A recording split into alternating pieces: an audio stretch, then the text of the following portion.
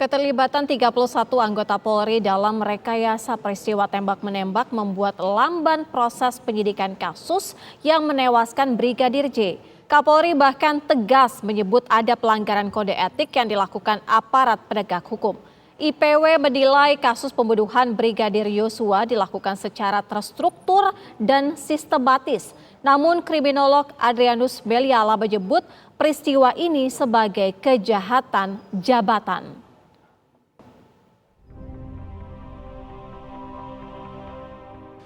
31 orang anggota Polri dikenakan pelanggaran kode etik profesi karena menghambat proses penyidikan kasus pembunuhan Brigadir Yosua Huta Barat. Manuver 31 polisi itu juga disebut membuat lambannya proses pengusutan kasus karena menghilangkan sejumlah barang bukti.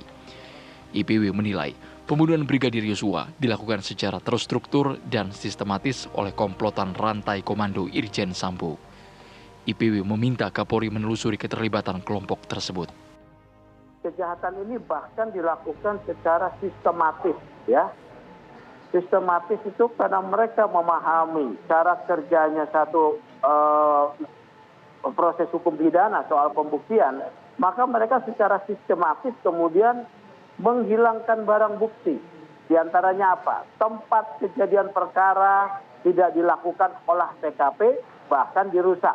Ini sistematis, ya. Oke. Terstruktur itu bayangkan dari bintang 2 ada 1 bintang 2, ada 2 bintang 1, kemudian kombes perwira menengah, ya, dan AKBP, kemudian ada kompol dan ada juga AKP dan bintara.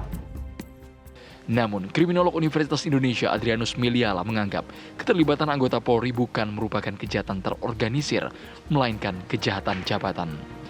Ferdi Sambo menggunakan kekuasaannya sebagai Kepala Divisi Propam Polri untuk melancarkan skenario tembak-menembak yang melibatkan sejumlah anggota Polri yang memiliki jabatan lebih rendah. Yang lebih tepat nampaknya adalah mereka terlibat dalam kejahatan jabatan. Ya, jadi mereka punya jabatan, punya kompetensi, punya kewenangan, tapi mereka tidak pakai itu. Ya, mereka simpangkan untuk tujuan yang lain sehingga kemudian lalu kasus tidak terlihat, pelaku pembunuhan tidak diketahui dan masyarakat kemudian bingung.